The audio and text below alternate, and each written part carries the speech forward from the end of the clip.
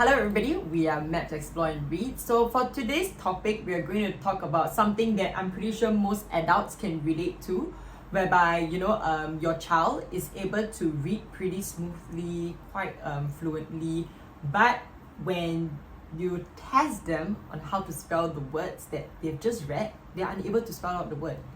Right? Many parents get a little bit surprised that how come she or he, your child is able to read the word, right? But when it comes to writing it, they're not able to kind of lift that knowledge and kind of just put it onto a piece of paper, right? And then actually what we've noticed are certain things that we have also read up about, right, in the science of reading. Yeah. Right. So actually recently we did like a short assessment with a primary school student, and we realized the same challenge that she had, whereby she was reading a storybook and she could read pretty well, quite fluently, except when it comes to some words that are not in a sight word bank, then she just there's some portions of the word that she guesses. yeah, she guesses, Yeah. and she just skim through when she doesn't know how to read the word. Yeah, then after that we were shown like her spelling list, and we realized like, oh, okay, I think from there we realized what Sort of like the discrepancy between her reading skill and her writing writing skills. skills. Yeah. So let's take a look at the spelling list that she did.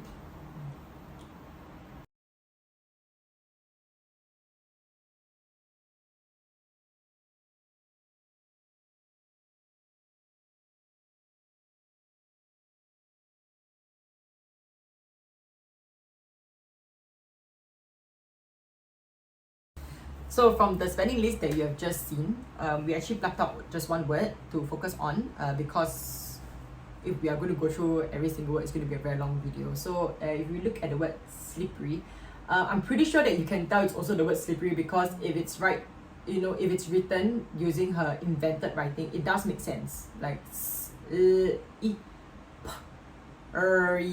probably heard the sound as and the ending sound e as a long vowel e, right? Yeah. And plus, because she also know that the vowel e makes two sounds, the short vowel or the long vowel sound, right? So we will move to watching a little video.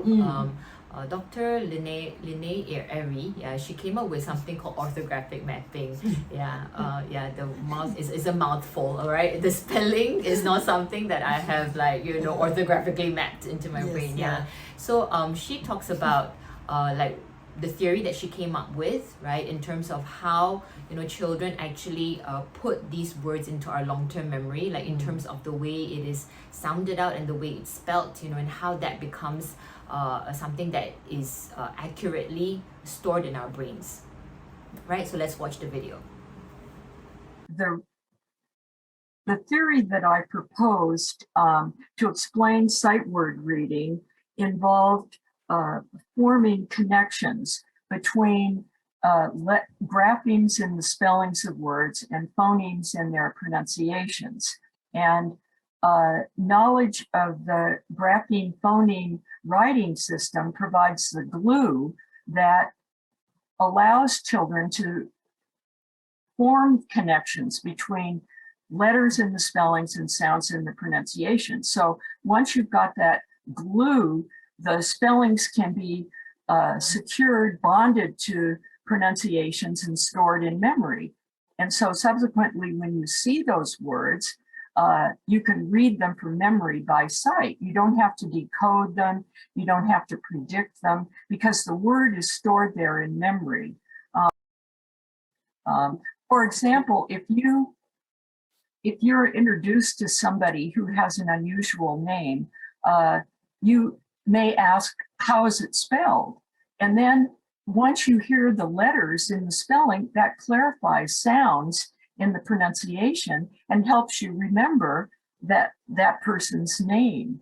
So it's a very powerful mnemonic system, knowing grapheme phoneme relations, that serves to get words specific words in memory for sight word reading. So we have just watched the video by Linnea Airy. Right now we are just going to apply whatever she said into our context of what we told you just now about the girl who was able to read the word slippery, but she was unable to spell it. Yeah. Which just means that it hasn't been able to be stored in her The long-term long-term memory. memory. So Dr. Kilpatrick is another person who is well known in this science of reading, where he pulled together all the research from different fields, right? And he actually introduced to the education sector in America, like what this orthographic mapping is really. And this is what Dr. Airy was talking about in terms of how to make the word stick in a child's memory, right? So like if we look at the word slippery, right, Dr. Kilpatrick says that so the first level of word level reading is that you say you look at the letters, you say the sounds, right?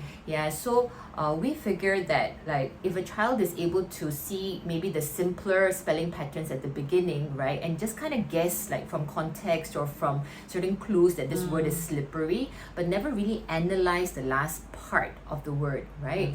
So his the decoding skill the child has might have been applied at the beginning, but in order for it to go into long-term memory, he calls it the level 2, the word level reading level 2, whereby they're able to do the orthographic mapping. Yes, so he must be, it's a known word, the child knows the word slippery, right? But she must be able to split, right, the word into its component phonemes, the speech sounds, and then assign, right, where does the what grapheme represents that sound. Should we put it like that instead?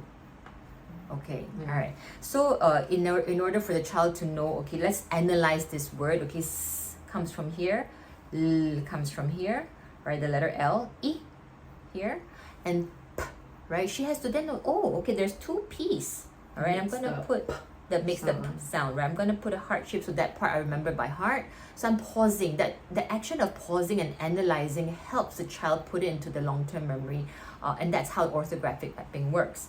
And then right? ER is making the sound, slipper, E, right? So this is, I mean, for her, if she must be familiar with this grapheme and the fact that the speech sound is represented by for that recall to be quite automatic, right? So if she's at this phase where she's not familiar with the ER or not familiar with this grapheme, you have to go back to work with those cards. Basics, And only then, when that familiarity comes about, then ER is not something by heart, because everything, if it is that way, then it's a bit difficult to recall everything by heart. So there must be some level of automaticity of the possibilities of speech sounds being represented by PP for P, ER for sound, and the last one, the letter Y, also makes the long E sound, right? Then that's something that she has to remember by heart, or hopefully, it's something that's more automatic. And once she's able to do this process, right, it's somewhat like stored in the long-term memory, yes, and becomes automatic. When she reads it, she'll do it accurately, and when she writes it, it'll be a lot more accurate as well. Yep.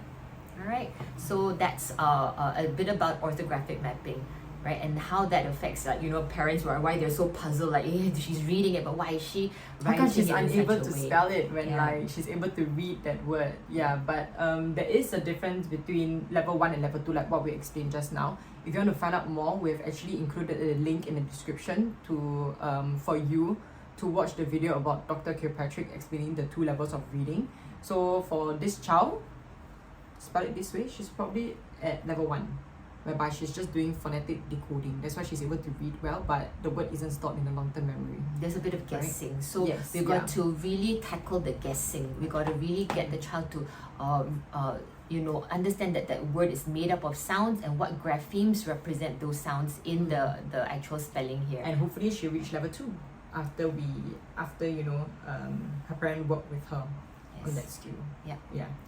Alright, we have also included the Dr. Linnea Airy video in the description also, so please do take a look, and if you have any questions, feel free to comment and subscribe to us, because we'll be uploading even more videos about how the reading brain works. Okay, that's all for now. Yep. Right. All right. Bye-bye. Okay, bye.